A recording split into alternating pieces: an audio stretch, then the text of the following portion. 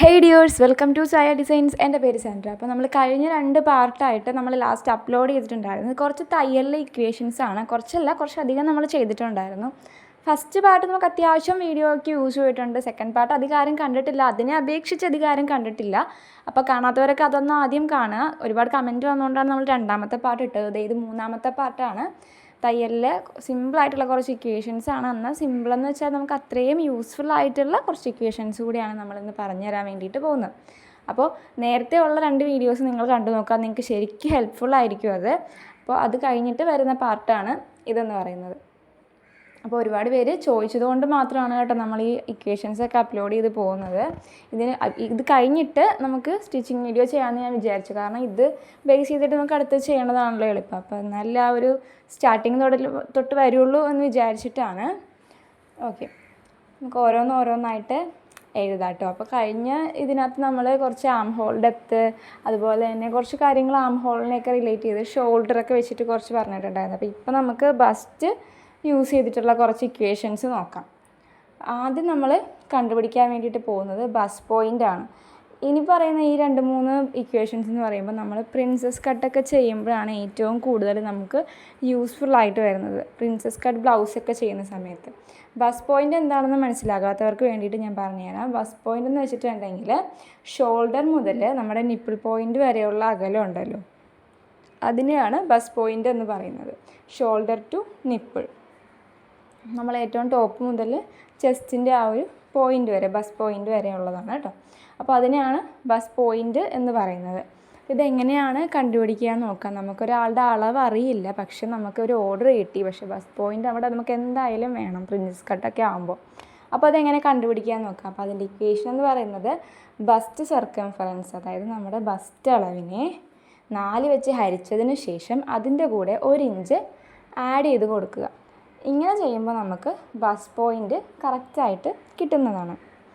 നമുക്ക് ഇക്വേഷനിൽ ഇട്ട് കൊടുക്കാം. ഇപ്പോൾ ഞാനൊരു എക്സാമ്പിളായിട്ട് ബസ്റ്റ് ഇവിടെ 40 ഇഞ്ചാണ് എടുക്കുന്നത്. 40 ഇഞ്ച് ബസ്റ്റ് അളവുള്ള ഒരാളുടെയാണ് ഞാൻ പറയുന്നത്. അപ്പോൾ 40/4 + 1 വരും. ഇപ്പോൾ 30 ആണെന്നുണ്ടെങ്കിലോ 30/4 + 1 വരും. നിങ്ങളുടെ 32 ആണെങ്കിൽ 32/4 + 1 വരും. അപ്പോൾ നമുക്ക് ഇവിടെ ആൻസർ കിട്ടുന്നത് 10 + 1 11 ഇഞ്ചാണ് നമുക്കിവിടെ ബസ് പോയിൻ്റ് വരുന്നത്. അപ്പോൾ ഷോൾഡറിൽ നിന്ന് നേരെ താഴത്തേക്ക് നമുക്ക് ഈ ഒരു അളവ് മാർക്ക് ചെയ്തിട്ട് ആ ഒരു പോയിൻ്റിൽ കൂടെ വരയ്ക്കാം. ഇനി അടുത്ത ഇക്വേഷൻ എന്ന് പറയുന്നത് ബസ്റ്റ് സ്പാനാണ്. ഇതും അങ്ങനെ എല്ലാവർക്കും അറിയണം എന്നില്ല. ബസ്റ്റ് സ്പാൻ എന്ന് പറഞ്ഞാൽ, ബസ്റ്റ് സ്പാൻ എന്ന് പറയുമ്പോൾ ഈസി ആയിട്ട് നമുക്കിത് ഇങ്ങനെ പറയാം. നിപ്പിൾ മുതൽ നിപ്പിൾ വരെ, അതായത് റൈറ്റ് നിപ്പിൾ പോയിൻ്റ് മുതൽ ലെഫ്റ്റ് വരെയുള്ള അകലം, അതും നമുക്ക് പ്രിൻസസ് കട്ടിനൊക്കെ വേണ്ട അളവല്ലേ, കറക്റ്റായിട്ട് നമുക്ക് കിട്ടേണ്ട അളവാണ്. ആ കറക്റ്റ് ആ ഒരു പോയിൻ്റ് എന്തായാലും നമുക്ക് വേണം, അല്ലെങ്കിൽ അതിനൊരു ഭംഗി ഉണ്ടാവില്ല. അതിൻ്റെ ഇക്വേഷൻ എന്ന് പറയുന്നത് ബസ്റ്റ് / 4 - 1.5 ഇഞ്ച്. നേരത്തെ നമ്മൾ പറഞ്ഞത് ബസ്റ്റ് /4 + 1 ആയിരുന്നു, ഇപ്പോൾ -1.5 ഇഞ്ച്. ഇത് നമുക്കൊരു എക്സാമ്പിൾ ചെയ്യാം. ബസ്റ്റ് ഞാനിവിടെ ഒരു 38 എടുക്കുന്നത്. നിങ്ങൾ നിങ്ങളുടെ അളവെടുക്കുക. അതിന് 38/4 - 1.5 ചെയ്യാം. അപ്പോൾ നമുക്ക് എത്രയാണ് ആൻസർ കിട്ടുന്നത്? നമുക്ക് കാൽക്കുലേറ്ററോ എന്താണെന്ന് വെച്ചാൽ യൂസ് ചെയ്യാം. ഫോണോ കാൽക്കുലേറ്ററോ ഒക്കെ യൂസ് ചെയ്യാം കേട്ടോ. പ്രായമുള്ളവരൊക്കെ ആണെന്നുണ്ടെങ്കിൽ വലിയ കണക്കൊക്കെ ആണെന്നൊന്നും വിചാരിക്കേണ്ട, ഫോണിൽ ഈസി ആയിട്ട് ചെയ്തെടുക്കാൻ വേണ്ടിയിട്ട് പറ്റും. 38/4 - 1.5 ചെയ്യുമ്പോൾ നമുക്ക് കിട്ടുന്ന ആൻസർ 8 ഇഞ്ച് എന്ന് കിട്ടും. കാൽക്കുലേറ്റർ യൂസ് ചെയ്തിട്ട് ചെയ്യാം. ഓക്കെ അല്ലേ? ഇതാണ് നമ്മുടെ രണ്ടാമത്തെ ഇക്വേഷൻ. ഇനി നമുക്ക് മൂന്നാമത്തെ ഒരു ഇക്വേഷനിലേക്ക് പോകാം. മൂന്നാമതായിട്ട് ഞാൻ പറയുന്നത് സ്ലീവിനെ പറ്റിയിട്ടാണ്.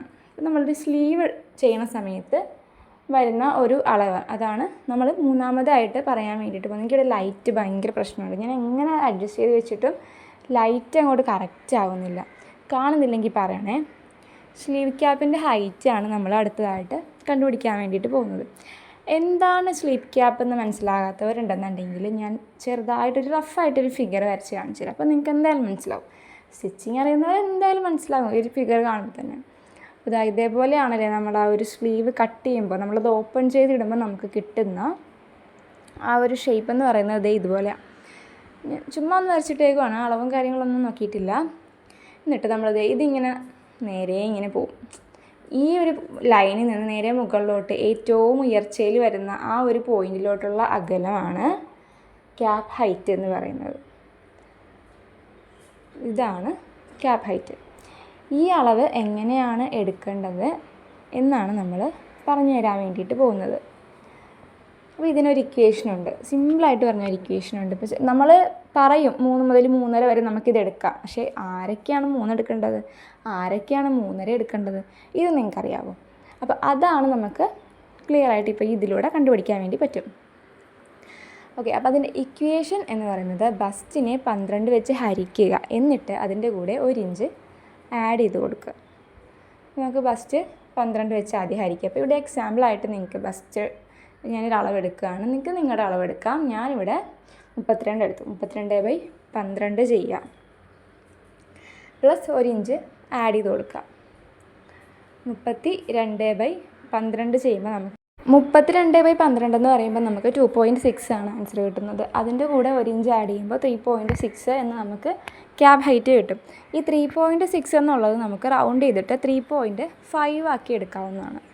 3.5 ചെറിയൊരു പോയിൻ്റ് ഡിഫറൻസ് അല്ല, 3.5 ആക്കി എടുക്കുക. അപ്പോൾ ഈ ഒരു സൈസിലുള്ളവർക്ക് 3.5 എടുക്കാവുന്നതാണ്, 3.5.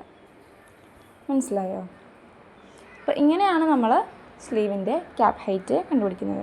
ഇപ്പോൾ 3.2 അല്ലെങ്കിൽ 3.1 ഒക്കെ ആണെങ്കിൽ നമുക്ക് 3 റൗണ്ട് ചെയ്തെടുക്കാം, കുഴപ്പമില്ല. മനസ്സിലായില്ലേ?